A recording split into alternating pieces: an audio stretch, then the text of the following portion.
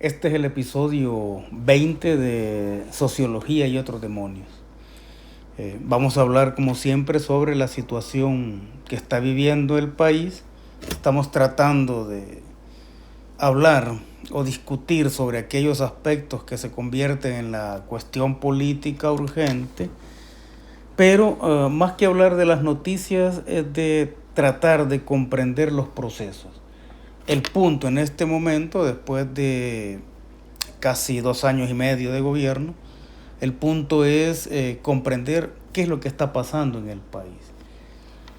¿Acaso estamos viendo cómo el sujeto está suplantando al colectivo? ¿O estamos viendo cómo el colectivo le da individualidad al sujeto? Eso en el marco de las discusiones sobre liderazgo al interior de la situación política nacional. ¿Será que el individuo es colectivo y el colectivo es individuo en este momento? ¿Será también, de acuerdo a los sucesos, a la valoración que nosotros hagamos de los sucesos, será que el pasado está pasando por fin? Todas estas situaciones en las cuales nosotros vemos un comportamiento predecible de la oposición política, cuando vemos una serie de situaciones que algunos toman como buenas noticias y otros toman como medias tintas de lo que se puede hacer, en realidad lo que estamos viviendo, y lo vamos a decir desde la perspectiva sociológica, lo que estamos viviendo es una crisis revolucionaria, una crisis de la transformación, o como yo le llamo, estamos viviendo una crisis transicionaria. Y es una crisis transicionaria porque acá lo que están en juego o lo que están peleando esta guerra de posiciones son las presencias y las ausencias. En este momento, después de valorar la situación política del país, he llegado a la conclusión de que los tres enemigos reales que tiene el presidente Nayib Bukele son o podrían llegar a ser tres. Sus asesores, y acá no estoy hablando de sus asesores en términos de que lo estén haciendo mal, sino que sus asesores podrían ser uno de sus enemigos principales si es que caen en la tentación de decir nada más lo que ellos creen que les va a hacer caer en mayor gracia con el presidente. Entonces perderían en ese caso su carácter como asesor, tal como le sucedió a los asesores que tuvieron los partidos Arena y FMLN, que más que ser tales, al final lo vieron como una posibilidad de obtener buenos ingresos. Otro de los enemigos reales que tiene o podría llegar a tener el presidente Bukele son sus funcionarios. Estamos hablando acá de funcionarios que no den la talla o funcionarios que se desvíen de todas las expectativas que el pueblo tiene. Y el tercer enemigo que podría llegar a tener, y el más peligroso quizás de todos, el tercer enemigo de Nayib Bukele podría ser el mismo Nayib Bukele. Esto llegaría a ser así en el momento en que él se aparte de todo lo que son las expectativas y las ilusiones que el pueblo ha sembrado en su figura. Esto podría llegar a ser así en el momento en que él apartara, para decirlo en términos coloquiales, apartara o quitara sus pies de la tierra. Lo que estamos viendo en este momento es que el grupo gobernante está en proceso de aprendizaje.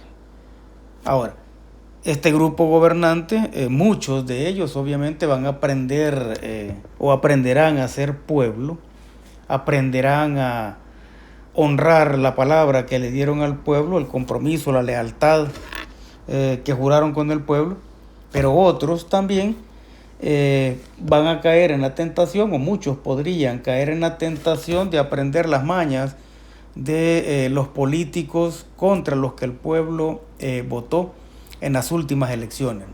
Es decir, algunos de esos funcionarios podrían aprender el gusto dulce que puede dar el hecho de vestir elegantemente, o de hablar de forma prepotente o comportarse de forma prepotente.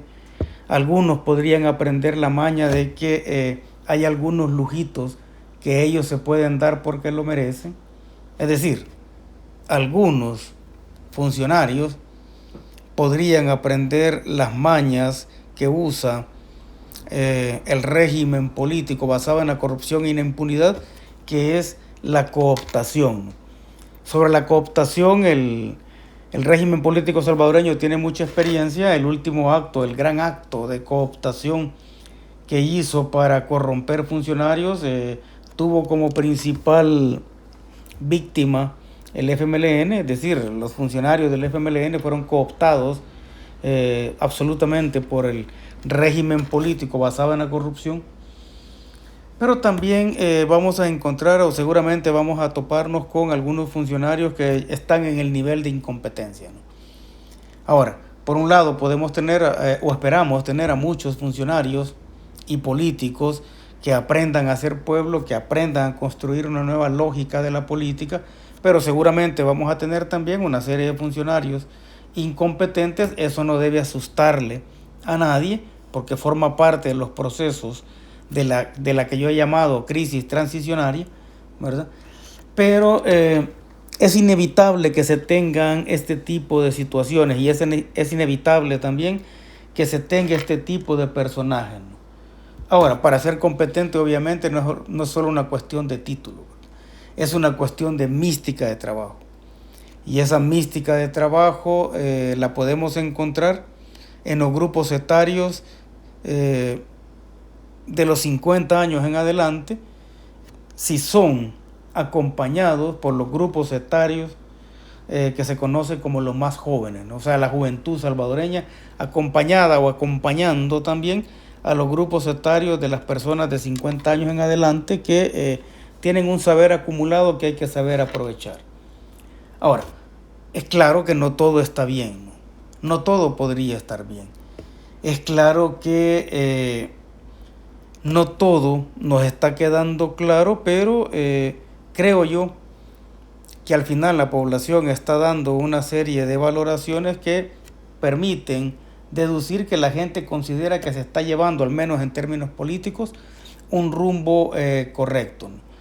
Hace falta todo un proceso de escoger entre los que ya fueron escogidos, es decir, todo un proceso de depuración también de funcionarios políticos y funcionarios burócratas también. Y hace falta, o hay que decirlo, ¿no?, que no están en el gobierno todos los que deberían estar, y también que están muchos que no deberían estar, ¿no? Ese es el punto, ¿no? Ahora bien, lo que sí se siente es que hay una ganas de avanzar. Nosotros vemos unos políticos, al menos los que tienen mayor liderazgo, vemos que sienten ganas de avanzar, vemos que estamos en lo que se conoce como una revolución democrático-burguesa, en una modernización del capitalismo que va a sentar las bases para nuevas luchas futuras, ¿verdad?, que vayan en favor de la inmensa mayoría de la población. Y se tiene un liderazgo también que, por la popularidad inmensa e inédita que tiene, está eclipsando la falta de liderazgo de propios y de extraños. Es decir, el liderazgo y la popularidad que tiene en este momento el presidente Bukele eclipsa la falta de liderazgos tanto en la oposición como la falta de liderazgos o de otros liderazgos que pudieran también haber o sentirse dentro del partido Nuevas Ideas, ¿no? Obviamente debe ser muy difícil ser Nayib Bukele, ¿no? Debe ser muy difícil manejar una popularidad tan apabullante como la que tiene. Encuesta tras encuesta, los resultados son los mismos, ¿no? Es una popularidad inédita, ¿no? Y es una popularidad que ha sido ganada a partir de que la gente siente confianza a pesar de todas las dudas que pueda tener, ¿no? Una popularidad que se ha sabido sostener contra los Estados Unidos, contra una oposición política que fue perversa, sobre todo en los primeros días de la pandemia, contra una oposición política carente de recursos intelectuales e ideológicos, y también tuvo que luchar contra esa historia de fraude y desilusión que como pueblo veníamos arrastrando desde hace muchísimo tiempo, ¿no? Y obviamente luchar contra toda la demagogia de los partidos políticos en decadencia. Esas son las condiciones heredadas, y en esas condiciones heredadas es que esta popularidad encuesta tras encuesta se sigue manteniendo. Y eso nos lleva, o debería llevarnos, a analizar el liderazgo como un sujeto de la política salvadoreña en este momento, ¿no? Eso lo vamos a hacer en otro programa. En este momento lo que sí podemos decir es que quizá cuando se tiene una popularidad de ese tamaño, la única persona que puede destruir dicha popularidad es la persona que la posee. Ahora, la forma de evitar convertirse en el enemigo de uno mismo, en el caso del presidente Nayib Bukele, es mantener los pies en la tierra y siempre pensar en honrar la palabra y las promesas que se le ha dado al pueblo, y que con mucha ilusión obviamente le sigue dando todo su apoyo y le sigue dando todo su respaldo para que se trate de construir un nuevo país.